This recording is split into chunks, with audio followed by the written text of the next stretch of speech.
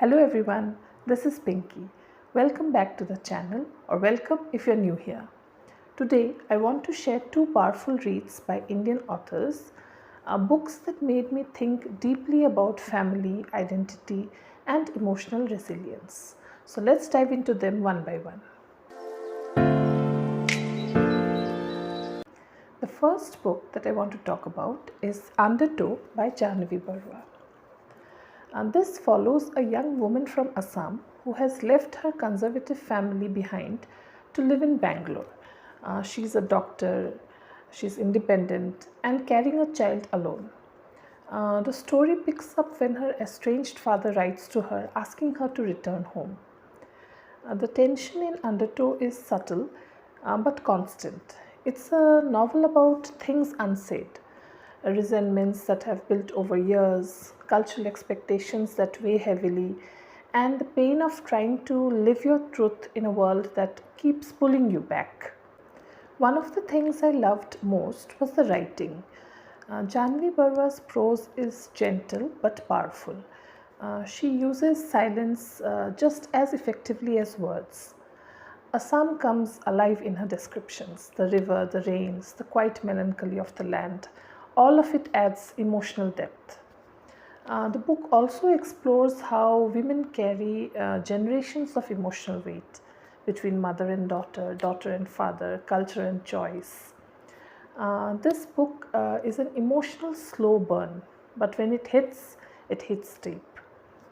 It's perfect for readers who enjoy quite emotional narratives and layered characters. I highly recommend that you check this out.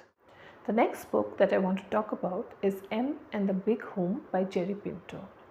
This book is raw, honest, unfiltered, and yet it is so full of love. It is a semi-autobiographical novel about a young boy growing up in Bombay with his mother, Imelda, whom he calls M, who suffers from bipolar disorder. The story is told entirely from the son's perspective as he tries to understand the world around him, especially his complex, unpredictable and deeply vulnerable mother. What struck me most was the tone. Jerry Pinto doesn't try to sugarcoat M's mental illness. He shows the chaos, the confusion, the heartbreak, but also the humor, the wit, the moments of joy and absurdity.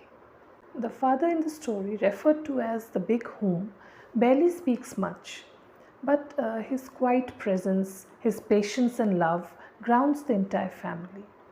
The writing is both simple and lyrical.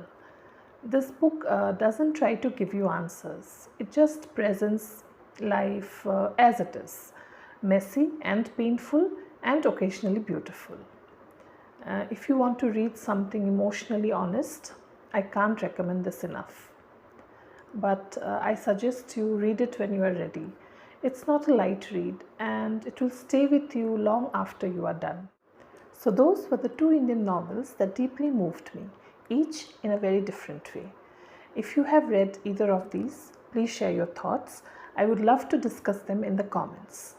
And if you have any similar emotional or literary reads by Indian authors to recommend, I'm always looking forward to discovering more. Don't forget to like, subscribe to the channel and hit the bell so you never miss a bookish chat. Thanks for watching and as always, happy reading. Bye.